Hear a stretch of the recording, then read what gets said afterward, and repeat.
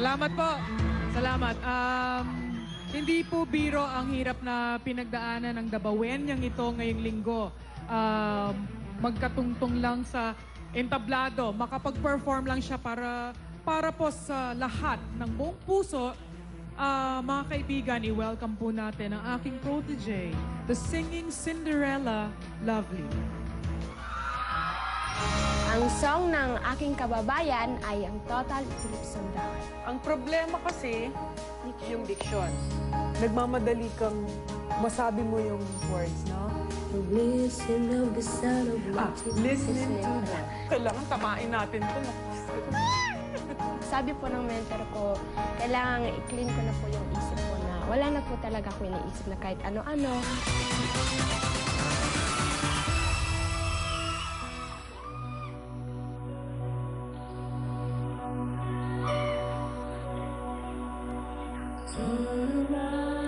Every now and then I get a little bit lonely and you never come around. Turn around. Every now and then I get a little bit tired of listening to the sound of my tears.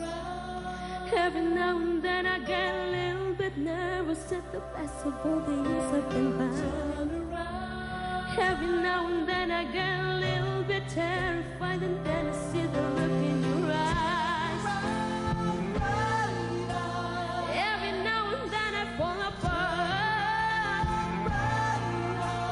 Every now and then I fall apart. And I need you now tonight. And I need you more than ever. And if you only hold me tight, we'll be holding on forever. And we'll only be making it right. 'Cause we never be wrong. Together we can take it to the end of the line. Your love is like a shadow on me all of the time. I don't know what to do. I'm always in the dark. We're living in the past, taking you on the spot. I really need you tonight. We're always gonna start tonight. We're always gonna start. Once upon a time I was falling in love, but now I'm only falling apart. Nothing I can say, a total eclipse of the heart. A total eclipse of the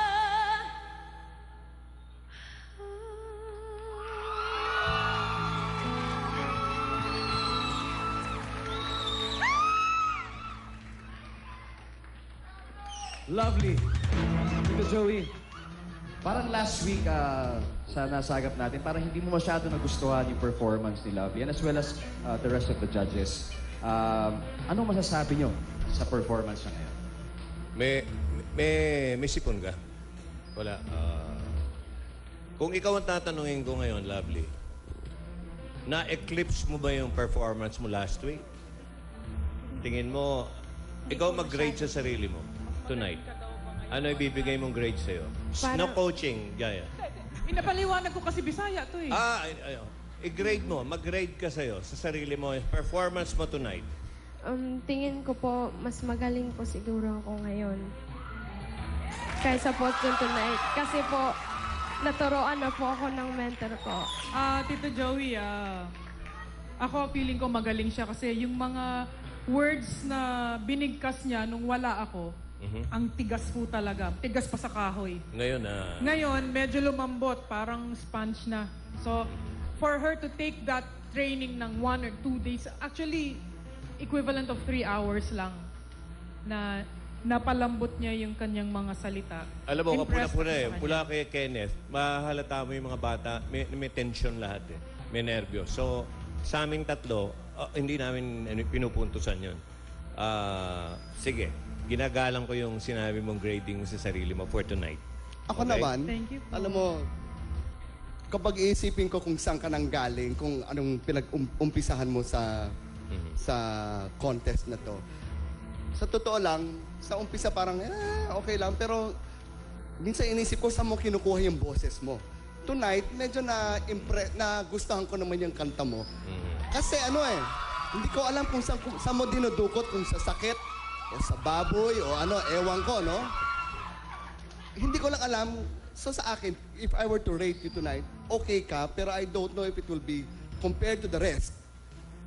Magdasal na lang tayo at bahala na lang sa mga fans mag-text sa'yo kung ano. Okay? Thank you, judges. Now I'm just really proud of you. Very proud. Thank you, lovely. Good luck. Thank you din po. Okay.